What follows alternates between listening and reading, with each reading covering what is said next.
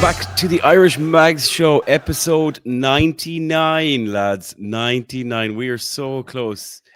In fact, as long as we don't get cancelled on this particular episode, we will be hitting 100 episodes of the Irish Mags Show. Chris Show, that is not a challenge. We might get cancelled. I am fuming. Well, if ever there was a day for us to get cancelled, it is today. We are recording in the aftermath of an atrocious result away to West Ham United. And we felt compelled to get together and go through some Irish Mags therapy because, good God, that was desperate bad. My name is Paul. I'll be your host as usual. I am joined by the depressed but resolute faces and personalities of Alan and Chris Show. Alan, you look a very somber man today, I'm afraid. Yeah, very, very, very disappointed with how today turned out. Thought it was an opportunity to really kickstart our season, and it's just firmly put us back into what is going on. Why are we so good in Europe and the cups and so shit in the league? Like we said a couple of weeks ago, it's just can't put my finger on it. Don't know what's going on. Poor. There's three questions, Chris Show here. Why are we so good in the cup and why are we so shit in the league? Why are we so poor away from home? And why are we so crap at football as soon as we take a lead? Like, oh my God, there's so much to unpick there. There's a lot. Look at the 12th man really has come in at St James's Park. We've been dragged over that line in a couple of games by the crowd and by the atmosphere. And when the atmosphere isn't there and the lads aren't pumped up for a big game, like it was totally flat. Like I know we're going to go into it, but once Murphy scored again, Al, I thought, oh, here we go, nice 4-1 for us. Or we'll tear these apart. Everyone just disappeared. I just apart from Ali, who's class. I said so. Even he wasn't great. I said we scored off of a quick break off them having a shot to hit the post. Like we created nothing. The goal was a quick breakaway. That's all it was. That was the only time we really caused them any trouble, and it was the only decent shot we had all game. If we were still there now, we still wouldn't have scored another goal. We were absolutely brutal. Yeah. I mean, oh Christ, the halftime changes were they weren't even worth it. Like Eddie Howard said in his press conference afterwards, you could have changed anyone at halftime. They were all brutal.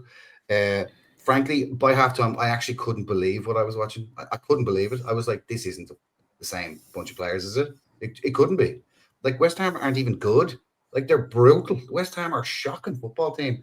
And the fact that add insult to injury that they took off Callum Wilson and put Suchek up there as a false nine. I mean, you wouldn't do that in League One and get away with it. And yet, playing Tonali at right back, my mind's blown. I nearly had an aneurysm. I couldn't believe it. I think he's about to have one now, Chris. let's roll this out in phases, because if we let it all go at once, I'm sorry. I've been holding on to it for so long. I know, but it's fair because I honestly think, lads, and this is probably a good way to start the episode. Really, we're going to largely focus on that performance. It is just one game, right? And you can obviously just look at one game in isolation and have a shit fit, but it is representative of a lot of issues that we've seen over this season. So I think in particular, just, this is a good time to kind of ask questions about where we are now in the context of 10 games into the league, the kind of performances we've been putting in, home versus away.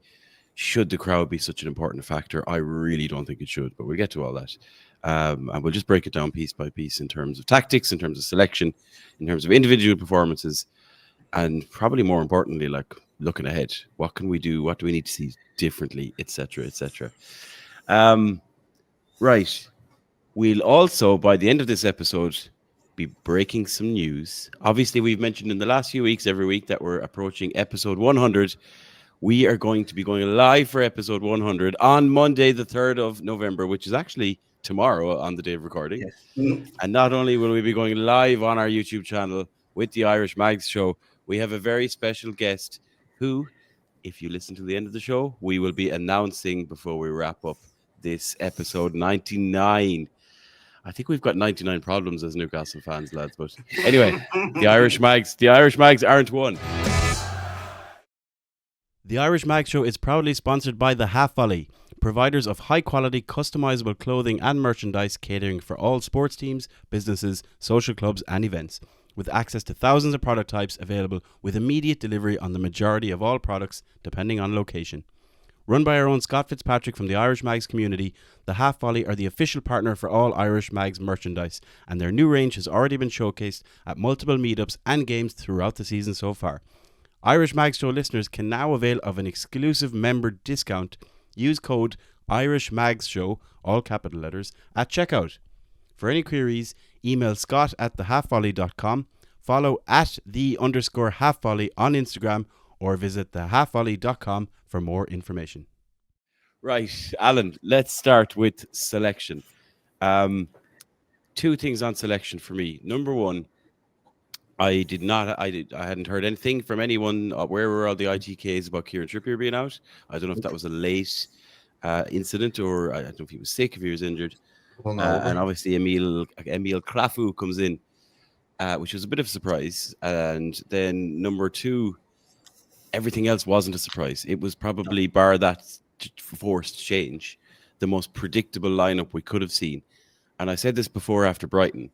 Like, if I was Hertzler, I'd be more than happy to see that team sheet and go, oh, this is exactly what I expected. This is exactly what we prepared for. And if I'm Nuno Espirito Santo, I'd be thinking the same thing. This is exactly what I expected.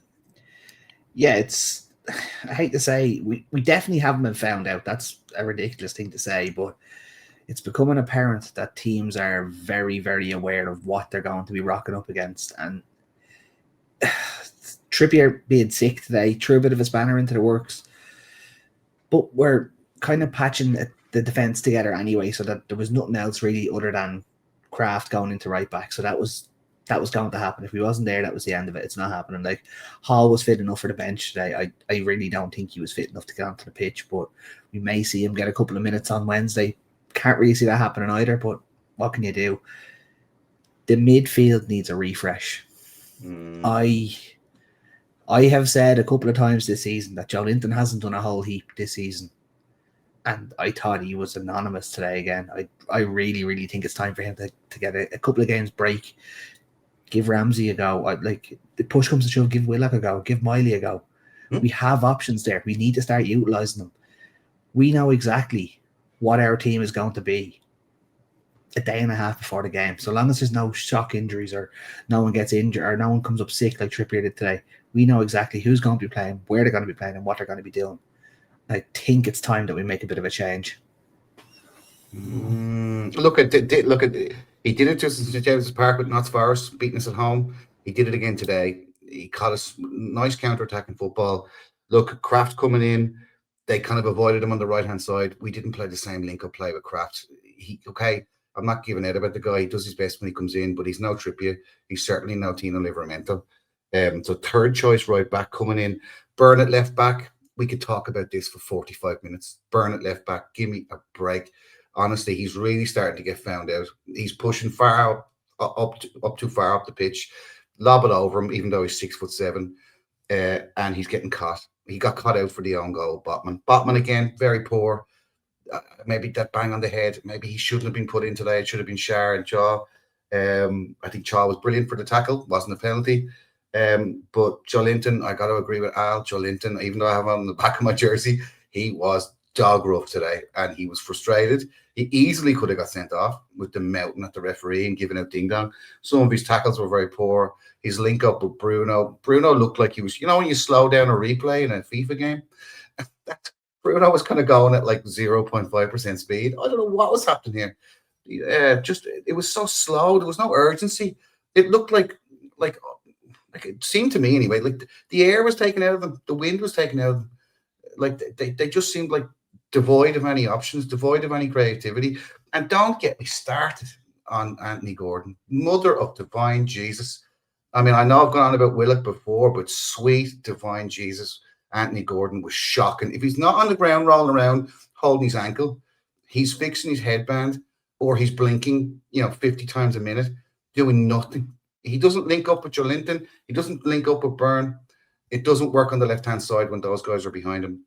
Look, Al, I know you're a big fan of his, and he does do good things in some matches, but again, he was non-existent today.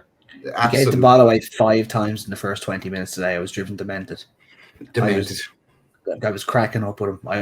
It got to the point where I was actually counting every time he gave the ball away, whether it be sloppy passes or just running into blind alleys. He just constantly kept doing it.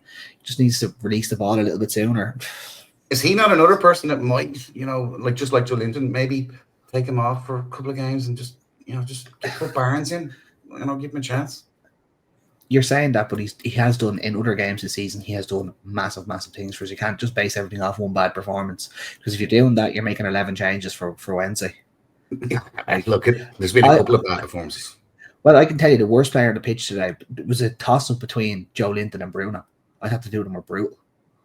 Yeah, Bruno was all over the place. Yeah, I mean, I think everybody was like, I've never seen collectively, like Murphy maybe was the only one that was like, you're looking at going, all right, he's not done anything silly. Yeah. Is that the bar? Fuck no.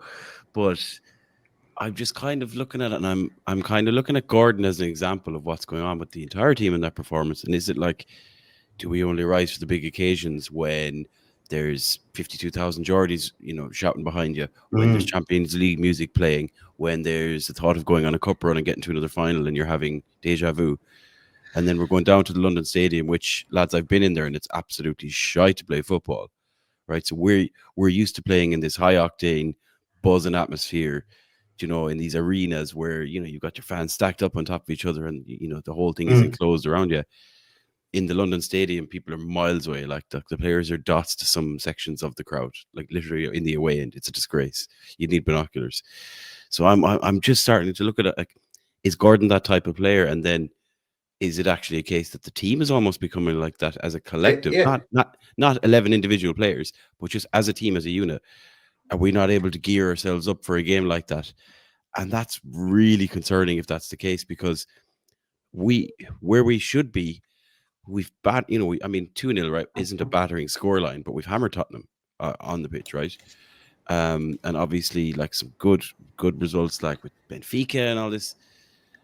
We go 1-0 up against West Ham, and I'm expecting us to start going around with a bit of swag, to be bastards, to start keeping the ball, start getting a few Olays in there, frustrating the hell out of West Ham, who have Callum Wilson up front, even though he looked better than fucking half the players we had. Like, this is what I thought was going to happen once Jacob Murphy scored. And instead we reverted to what I've seen us do before, which is like, yeah, we're happy to win 1-0 and we'll be strong enough to contain you. So come at us, bro. And I'm like, that's what you can do when there's 10 minutes left to go. Or if you're playing against a far superior team. Where I just don't know where the personality, the swag, the confidence, the elite mentality, winning mentality just wasn't there.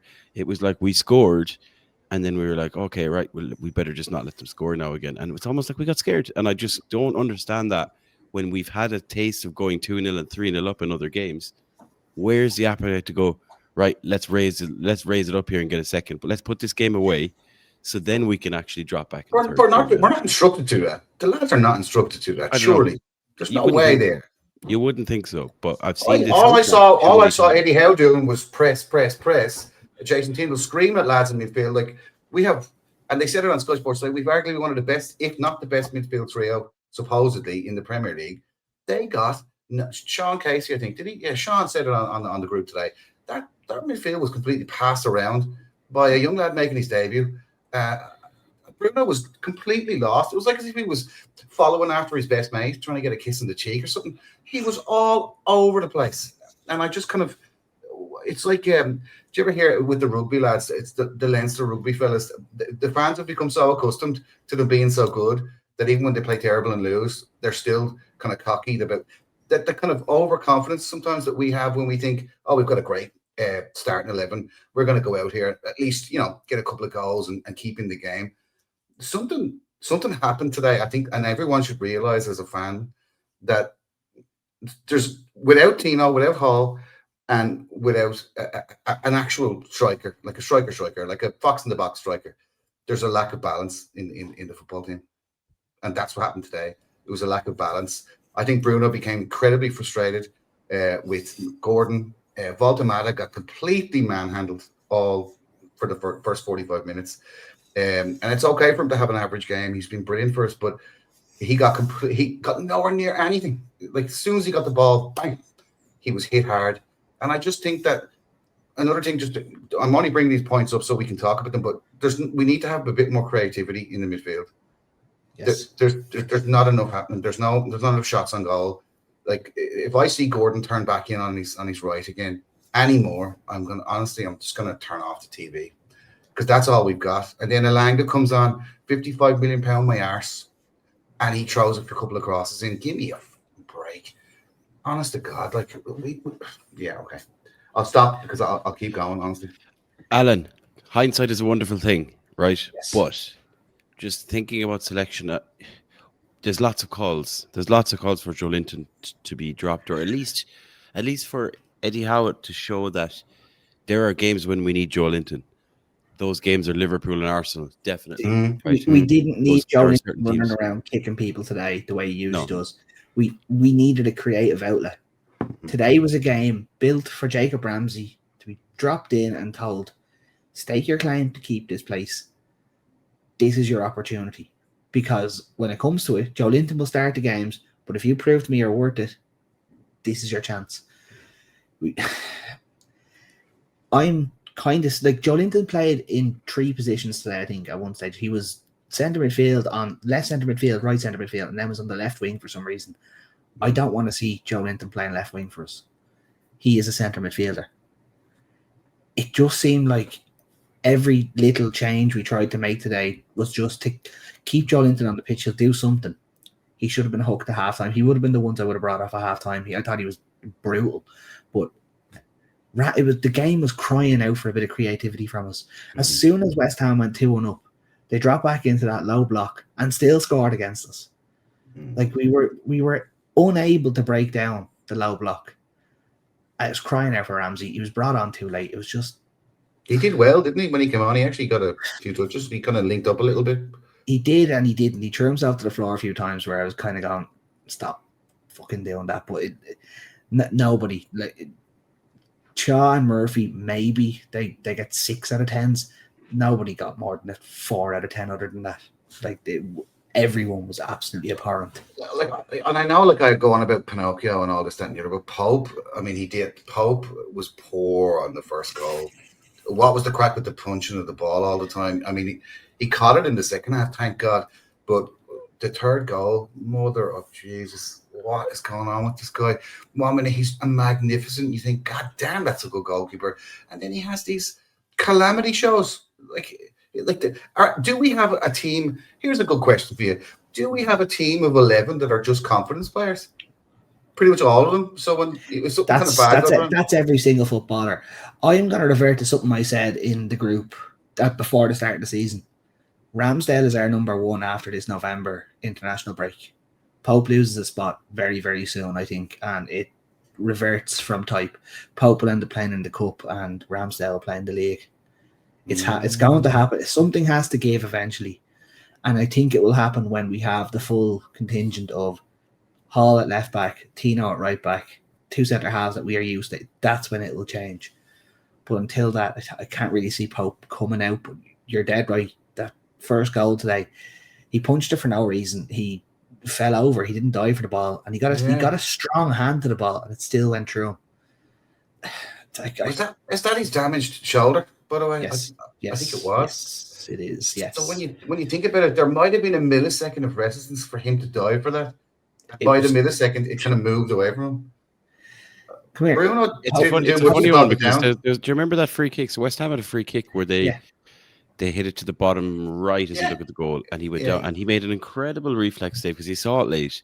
It kind of went under Sandro Tonali's legs, or like through his legs, and that was an unbelievable save. But I agree, it just like everything had flipped and then transpired to be one of his worst games. When it just was representative of the game itself. It was promising. We started all right. We scored.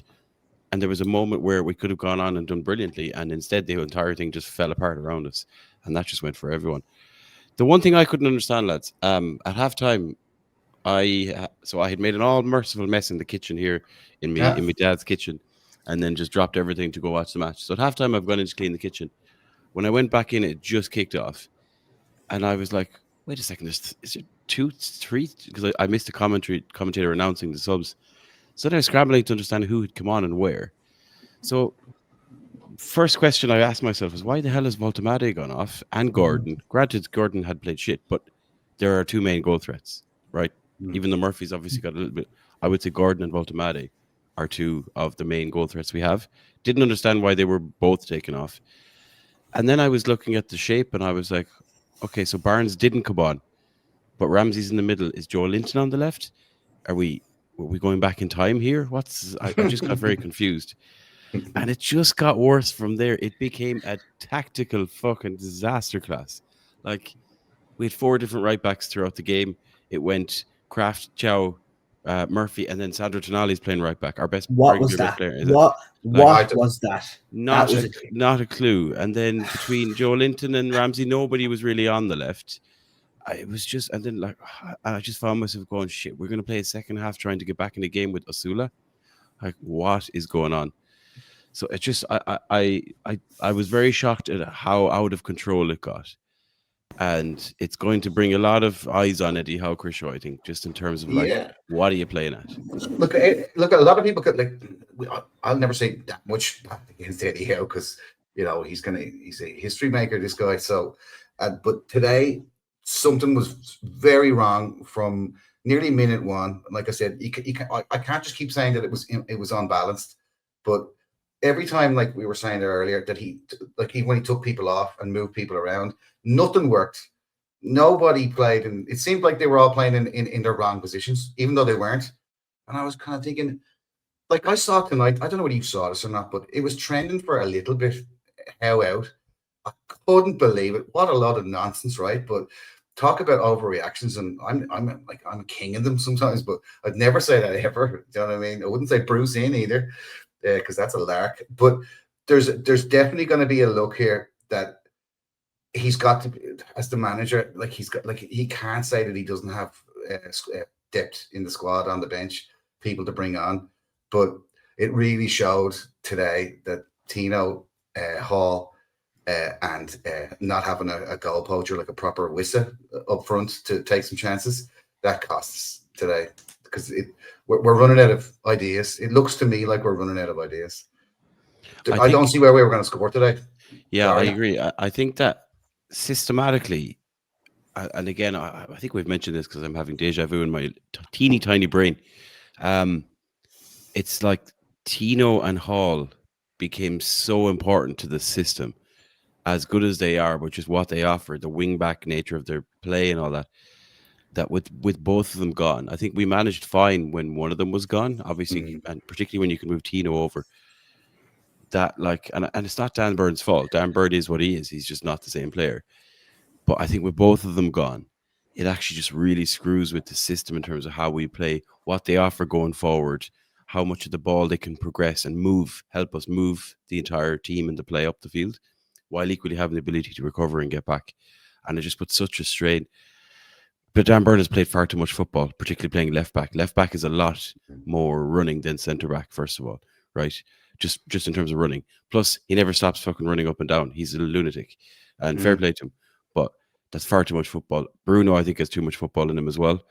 He did get arrested. When did he get arrested against Spurs, or was it the week before? I can't remember. He got put on against Spurs. He got put on. But he looked knackered today. It's like catching up with him or something.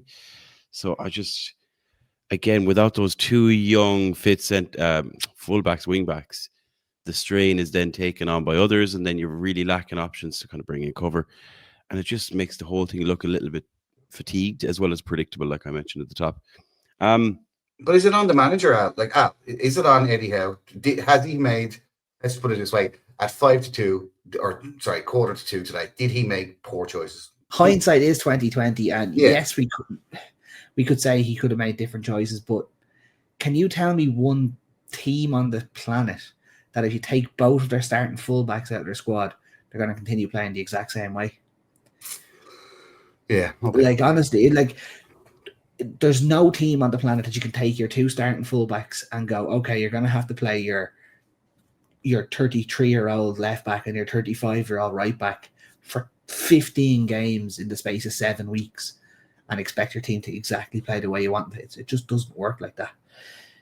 It just shows you how important they've become. And that's why we signed them, right? That's why we went big and spent a combined 80 million, yeah, something like that. 70 million, whatever it was on both of them. I said at the start of the season that we needed another fullback in, and people quietly questioned me. I am 100% right now. We needed another versatile fullback that could play either side. Look, trying to find someone who can play either side is hard enough at the best of times. To get someone who can play either side at the standard that we want them to do is going to be next to impossible. But we still need another fullback in with us. We're crying out for it. Like, we could sit here all day. Dan Burns is centre half. He's not a left back. He's only in there because we have no other options. We need to get Hall back. We need to get Tino back. We need to stop talking about needing to get players back, unfortunately, as well. Just get up and get on with it. And look, I think because of the fact that, you know, Wish is not there and banging in some goals for us, and Voltamata, God bless him, he's just trying his best and he's doing well. Don't get me wrong, but he's not a Duncan Ferguson type, Alan Shearer type, you know, number 9 kind of a guy. Where there's a massive focus on the 4 wingers. There's Murphy and Langa. Jesus, Alanga, Gordon and Barnes, right? Gordon and Alanga have really been poor. Yeah, like, for the fact that there's so much potential there. They cost so much money. They've been really poor. Like, Alanga doesn't even seem like he fits into the team. He doesn't even know how to play on the right-hand side. He played very differently for Forest. Just to step out on that, just for 1 second. Yeah. 12 months ago, everyone was saying the same thing about Barnes. He doesn't fit the squad. Sell him, do this, do that. Now lads want him to start. With Alanga, you need to give him time. How long did it take Anthony Gordon to really step into this side? I know he's not having the greatest of time at the minute, but fully fit flying Anthony Gordon of 12 months ago, he was with the club already about 12 months at that stage. You can't expect someone to come in and hit the ground at a million miles an hour. Yes, you can want it, but you can't expect it. To do that is just silly. You have to give a player a bedding in process. Like, if you went to a new job, would you be told, all right, there's 15 new projects. Come on. You're not going to be told that. You're given a bedding in process. You have to allow it. Yeah, you get a month out. You get 4 weeks to get up to speed and get a handover, and then you get cracking on your bloody projects. 10 or 12 games in. Al, you said it yourself, Al. We need to get players at this stage in our club development, as we're moving on, the players that come in and do hit the ground, especially when you're spending over £50 million on them. Who has done it for us? Bruno had a 10-game period where he didn't start the game. Botman was the only one that was really thrown into the deep end because we had no choice in the matter. Chaw's done well. Come in, huh? Chaw's done well. Chaw didn't start his first 5 games. Yeah, like you're. It is tough. Yeah. It is. It's like you want initial results, yes, but if you throw someone into the deep end, this can happen, where his confidence is shot to bits, and you then have to rebuild them. We have done this to ourselves. He should have been eased in, and it would have been a hell of a lot easier. And I can guarantee you, if he had scored that goal against Villa on the first day of the season, you're talking he has 4 or 5 goals and probably 6 or 7 assists now at this stage of the game, and it's a different player we're talking about. Football is a confidence game. He's low on it at the minute. The fans need to get behind him. Right. That's what we need to do. Yeah, okay. So look, like you said at the start of the podcast, Paul, what are we, an occasions team? We only turn you up when there's candles to blow out? This is the question, right? Is it that? I don't think it is. I think we've had just a particularly stinking off day. But again, you look at the games we've even won this season. Like, it's a really funny kind of a paradox. Some of the games we've won, or a lot of the games we've won, we've not been super, particularly in the league. We've kind of scraped through in some of them. Equally, the games we've lost, we've been fairly well closely in them, bar today. Do you know what I mean? Particularly against like Liverpool and Arsenal. So we're just in a really funny place that I'm almost waiting for us to click. I'm waiting for it to kind of go, here we go. This is the launch pad. This is the, like the springboard from which we go on that run. And I feel like, I thought we did it against, UD and San Gila. I thought we did it against Benfica. I thought we did it against Spurs. And then we lose against Brighton or we lose against West Ham. So it's like 1 step forward, 2 steps back. I still think it's coming. And I feel like we've been here before where certain things happen and all of a sudden everybody's questioning the manager and questioning the mentality and all this. And then we go on one of these outrageous runs and we start flying up the table. Like the league table as it is not pretty. We're currently sitting in 13th after 10 games with 12 points. We're already 5 points off the top 5, 6 points off the top 4. alarmingly 5 points behind Sunderland, but we'll rectify that in December. But it really won't take a lot, like to put together 3-4 wins in 5, right? I'm not saying it's going to happen now. We've got some tough games coming up, but a little bit of a run changes everything, and we've done it nearly every season. And it's been those runs at different periods that have actually propelled us up the league. And once we get up there, we actually do a fairly good job of staying there or thereabouts. It just hasn't happened yet, and it needs to happen soon. And this brings me to the final question, I suppose, Alan, about like this particular game. Do you think this could be a turning point? Could this be that kick up the arse for the manager, for the staff, for the players in particular, to go, lads, we're good when we're good, but we're not great, and everybody needs to fucking pull out, whatever, lift it up a gear, raise the level, raise the standard, because the standard just has not been high enough. It has to be, right? The simple answer is this has to be the kick up the arse that kicks us into gear. But alternatively, I just want to hit you with a stat. In our last 10 games, we've won 6, lost 3, and drawn 1. That's not too bad. Yeah. It's not bad. Like we are talking here as if we are absolutely abhorrent. We have won 6 of our last 10, drawn 1, and lost 3. It's like the teams we've lost are West Ham, Brighton, and Arsenal. Drew away to Bournemouth. I honestly like this. Today was a tough one. Today was a tough take because West Ham are bottom of the league. West Ham are also have been fighting to get that first win under Nuno. We could see West Ham not shoot up the table. Don't get me wrong; they're not going to go on a European run by any stretch of imagination. They're going to claw themselves out of that relegation battle. I can tell you that for nothing. But West Ham just played a really, really good game today. We had an off day. It's not the end of the world. Yes, it's tough to take. But this overreaction that we were absolutely dreadful, we need to end it all now. No, relax, lads. Bad day at the office. We'll regroup. We'll get back together and it'll click eventually in the league, as you said. It will click eventually. And I just feel sorry for Athletic Club on Wednesday when they have to face us with trying to rectify the demons at St. James's Park. Park. Coming for under them. the lights. Like it's not going to be great for them, hopefully.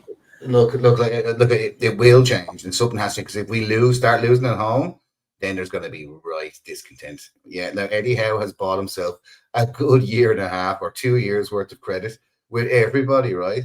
But start losing at home and start putting in abject performances like today at home, then we have a problem. Then eventual clicks and this, that, and the other, it may stop because there's something wrong. Now, I would never think that anyone in the hierarchy of the club would look at Eddie Howe and his coaching team that's the thing that's wrong. But this kick up the arse thing, I'm certainly hoping that some of the senior management in Newcastle get to speak to certain players and say, we're paying you a lot of money. We've got an excellent coach, and he's an excellent coach. So can you tell us why you're not performing on the pitch? So yeah, something is. I think, like, here's the problem, right? Bruno's played too much, like you were saying. Ramsdale needs to come in for Pope. Ramsey needs to come in for Joelinton. Wissa needs to get up off his arse and get better and get playing number 9. And Gordon needs to go and have a sit down for a second and maybe rethink himself for 2 or 3 games, and let Barnes at least try and show that he can play 90 minutes out without, being an impact sub. But there's 4. I reckon. Look, here's what I think on Wednesday night. The team that Eddie Howe had lined up for Wednesday night is definitely not going to be the team he's going to play in Wednesday night. It's changed. He's changed his mind. Yeah. I can tell you now. He's definitely going to have the team. It's not going to be the same team, and it's going to be. You might be a couple of surprises in there. I can't wait for the club Twitter account to just tweet unchanged on Wednesday. Yeah, unchanged. No, I don't think so. And I think that's a good segue on to the Bilbao game, right? We won't do too much because we'll be chatting about it for our 100th episode, which, as we mentioned, we will be live for on Monday evening with a special guest whose name will be announced very shortly on this episode. But looking at Bilbao, Alan, and bearing in mind what you watched today and what unfolded, you don't want to do change for the sake of change, right? It's hard to say, oh yeah, well, everyone should come in. Barnes and Willock and Miley and whoever, they should all come in. Share. But like, where do you make the key changes, bearing in mind who the opponent is, the type of game it is, but ultimately where we are right now after that game today? Who needs to come in and what lineup do we need to see? This is contingent on the player being fit, but if Hall is anyway fit and can get through any significant amount of minutes, Hall needs to come in. I wouldn't be opposed to Sven Botman coming out for a game. He was very poor today. And Byrne going back into centre half. That wouldn't be the end of the world. I don't mind seeing that. I, for the first time, can see Bruno being told, just give it a couple of minutes. We're going to start Miley and we're going to start Ramsey. So you and Joe Linton sit on the bench. And then I honestly, I can see, you're probably going to be right. I think Gordon may be given a rest and I think Barnes may start. Yeah, I can't see Alanga getting a start. Asula won't get a start. But then again, why did he take Gordon off after 45 minutes if he's not going to start him on Wednesday? If you're going to start someone else on, just keep banging his head against that wall, let him run himself into the ground and see if he can get something. Eddie Howe's the manager. He gets paid for these big decisions. It's just, honestly, you could change that whole 11 and it wouldn't be out of this world, but it's up to Eddie Howe. We'll find out on Wednesday at about 7:30. Yeah, I think it would be a message. I think Eddie Howe needs to send a message to some players. And again, we talked about Gordon having a poor game, but then Gordon has been class in some other games. He needs to get consistency. We need to figure out what's going on there. But I just think there are some names that need to kind of have a bit of a shake-up, a bit of a wake-up call. I do think, Alanga for me is, we were sat there losing 2-1 on 70-something minutes, whatever. I was like, we're sitting there with a 55 million winger on the bench when we need to get back in the game. And we've got arguably the fastest player in the Premier League just watching it. What's going on here? I think that we need to roll the dice on Alanga. I would start him against Bilbao and I'd say, look, buddy, here's your time to shine. This is a team where they're kind of struggling. I wouldn't say struggling because Pot Kettle Black, they're 11th in the league and we're 13th. They lost their derby. They lost their derby, Paul. 3-2 yesterday. So to Real Sociedad. So they're not in a good place. Exactly, and they're there to be beaten. Obviously, in St James's Park. I think we are at a point where, we need to get Alanga fit and firing. We need to get Alanga enjoying his football. Same with Ramsey. That's a combined 90 million worth of signings in the summer. You don't sign 90 million worth for two players. You don't spend 90 million on two players for them to be substitutes. So I think, I know Eddie Howe isn't the most risk-taking manager out there, and that's why he's happy with Joe Linton and Murphy. And fair play to Murphy scoring away and doing his thing. We need to get these guys firing. It's just the bottom line. We've done it in defense. We've managed to get Chow into the team. Brilliant. And Botman back in there as well. Kind of feels like a new signing because he's just never been fit. And as a new pairing, it's brilliant. We now need to actually start seeing the fruits of that with, particularly for me, Alanga and Ramsey. And I'd love to see them both start against Athletic Club de Bilbao. Right. Have we had enough talking about this, lads? Is it depressing enough as it is? Yeah. Or, Alan, shall we depress ourselves even more by letting Krisho take the wheel as our new quizmaster by default because he's just so bad at competing in quizzes? Yeah.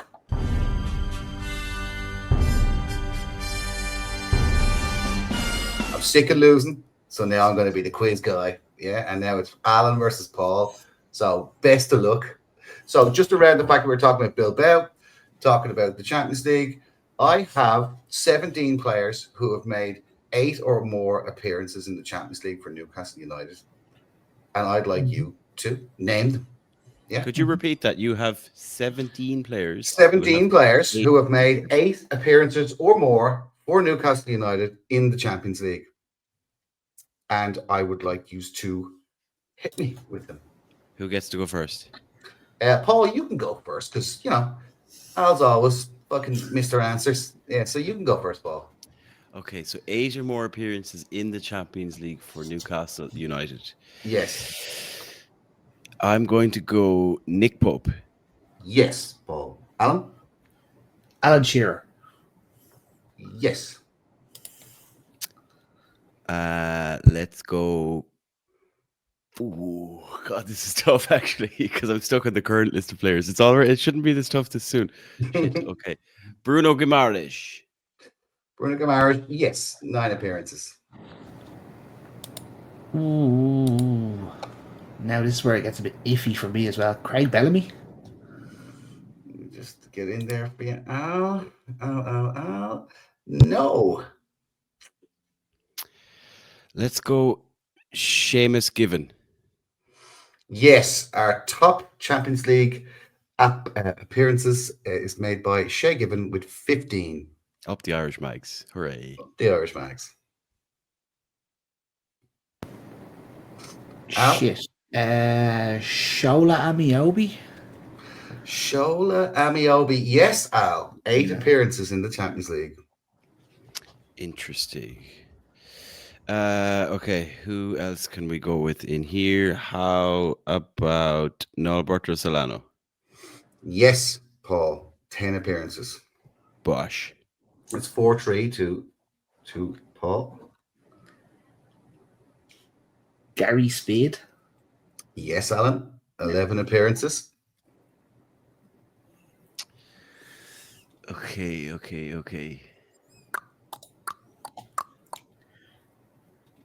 I'm thinking of is there anyone in the current squad? Because obviously we need more than 8. So there's one more. There's one more. One in more the for the current current squad. squad. Mm-hmm. Sorry, just 2 more. Excuse me, 2 more. Let's go, Kieran Trippier. Yes, Kieran Trippier with 9 appearances in the Champions League. Bosh. 5-4. Fabian Schär, the other one currently playing. Fabian Schär. Yes, correct. Yeah. 8 appearances. He was the one I wasn't sure. Yeah. That's That's a it. good shout. Okay. So that's everyone finished in the current squad. There's one left. There's one left. Unless I missed somebody. No, I don't think you've mentioned them. Okay, we can go back to it. How many have we left in total? Sorry, is there many players left? Let me see. 3, 4, 5, 6 left. 6 left. Okay. And they are back. They're back. Let's go with Laurent Robert. Yes, Laurent Robert with 11 appearances in the Champions League. Mon Dieu. 9 starts. Kieran Dyer. Kieran Dyer, Alan, is correct with 10 appearances. 10 appearances. Good shout. So Good shout, Kieran Dyer. That's 6 all, gentlemen. Rob Lee. There's a couple here that you kind of think like that, for instance. No, no for Rob Lee. Ouch. But there's a couple. There's at least 3 or 4 that you're thinking, really? Okay. But yes, the answer is yes. So don't be seeing them. I've got another one. Well, it's Al's goal, so keep it to yourself. I will. Right, Al. I'm gonna go Aaron Hughes. Aaron Hughes is correct, Al. Our second highest appearances in the Champions League with 12. Fair play, Aaron. Look, 2 Irish boys at the top of the list. Yeah, how is the he Irish 12? 9 starts and 6 as a sub. I see the sub. Yeah. Right, Let's go with Nikos Dabizas. Nikos Dabizas. Unfortunately, not. Appearances, yes. Over 8, no. Bastards. Andy Griffin. Oh, I think he only played in 1 campaign, though. I don't know. Andy Griffin is correct, Al. What? Jesus. How's Andy Griffin on this? What a goal against you, mate. Yeah. I remember he got the goal. Yeah. So that's 8-6 to Al. I am 8-6 to Al. Okay, we got to get back to 8-6 this. to Al. You have 2 more, is there? 2 more. There's 1. Let's see, 1. There is 3 more, gentlemen. Ooh. 3 more, and they are interesting, frankly. Okay. Interesting, he says. How about one of them is I believe a director of football. He is a director of football. And Bobby Robson loved him. It's not fucking Hugo Viana anyway. It sure is Hugo Viana. No way. It sure is Hugo Viana. Yeah. 8 appearances in the Champions League. 8 appearances. In I the wouldn't have Champions League. said. I would have said he barely 7. made 8 appearances for us in 7. total. 7 Fucking as a hell. substitute. 7 as a substitute. That is wild. Talk about an unwanted record. Yeah. 8-7. 2 players left. One of them got knocked out. I was going to say him. Yeah, that's I thought he was the director of football one. Is he not a director of football at like Northumberland Town FC or something like that? Olivier Bernard. Yeah, Olivier Bernard. That's correct. He's definitely doing something for a local football team in Newcastle. I can't remember what it is. He was the other one I had before I went with Hugo Viana, actually. The last one left, gentlemen, and it seems this is 9-7 to Al. Congratulations. Okay, wait. Is it Loa? That's the one I had. I was going to say Loa. No, it's not Loa. All right, that was the only one I could think of after that. Loa has 7 appearances. Give us another clue, Chris Show. He's Irish. He has a big nose. Andy O'Brien. Andy O'Brien. Up the Irish Mags in the Champions League, lads. Yeah, within the top 8, there's 3 Irish players. It's impressive. Not bad at all. Fair Fair play, Alan. That's a depressing list of players, though. When you really look back and think about it, you're like, that is not a good list of footballers. Alan Shearer only had 10 appearances in the Champions League for Newcastle because he was bloody injured all the time. He's bloody injured, yeah. Just a couple of other highlights for maybe our guys. Titus Bramble had 6 appearances in the Champions League. Tamori Ketsbaya had 6. Craig Bellamy had 6. John Barnes had 5, would you believe? Yeah. Alexander Isak had 5. Exactly. Darren Peacock. Let's see. Harvey Barnes had 4. Rob Lee, Paul had 4. How did Rob Lee only have 4? He must have been injured. Carl Court. Come on. Okay. No. Right. Stop the count now. We can't be. We're hitting the dregs here now. It's getting worse and worse. Matt Target with 4. And he has Miley played. Miley, stick there. Let me just go down here. Probably I'd say he's a 3. Miley 5, but 3 as 4 as a substitute. Right, fair enough. And plenty more to come, lads, because we've got more fixtures to come. Well, congratulations, Al. Congratulations, Alan. You've won again, 9-7. So nice one, Alan. It's tough. I think Andy Griffin tough at the top. Tough at the top, indeed. Andy Griffin, that is unbelievable that he is the 3rd highest appearances in the Champions League. 3rd highest, Andy Griffin. Mm-hmm. Oh Jesus! We starts need to get a Champions League campaign. I mean, Alan, you laugh, right? But what do we need right now is a utility fullback. Aaron Hughes, Andy Griffin, send them over, lads. Talk them out, get them up, get them ready. Eddie Howe would love to have them boys in the squad now. We need the modern day version of one of them, lads. That solve all our problems. Christian, well done on returning to the quiz hot seat as well. That was a good quiz. It made us think, and that's all we can ask for on a Sunday evening. Right, that almost brings us to the end of this week's not this week's Irish Mag Show, but episode 99 of the Irish Mag Show. Big shout out to everyone who has tuned in so far. Also, another couple of successful meetups took place despite the result, including a big all away day down in Sligo. Looked like there was a great crowd despite the performance and the result. So fair play to everyone who made the effort. We'll have more meetups coming and being communicated for Bilbao and Brentford coming this week. So keep your eyes peeled. Yes. And speaking of keeping your eyes peeled, we are going to be doing a live show on Monday, the 3rd of November, Monday evening. So quite possibly the day you're listening to this, we will be live on Monday evening for episode 100 of the Irish Mags Show. I don't think we'll be cancelled between now and then. I don't want to tempt fate. And officially, we can confirm that our special guest to celebrate our episode 100 party show is going to be, insert drum roll here, Mr. Pete Graves of Sky Sports, making his Irish Mags Show debut. Excellent. He's somebody we've wanted to get on the show for quite some time. And not only will we be talking all things about his job at Sky Sports and reporting on Newcastle United, as well as being a fan, we will talk transfers, and we'll be talking about his book and podcast and all of the above. So looking forward to that. Make sure you're tuned in, get the notifications on. We'll be live on YouTube 8 p.m. on Monday, the 3rd of November. And Chris Show's going to be on good. Jeff Hendrick wasn't available. Jeff Hendrick will be with us for episode 200. Yeah, he will already.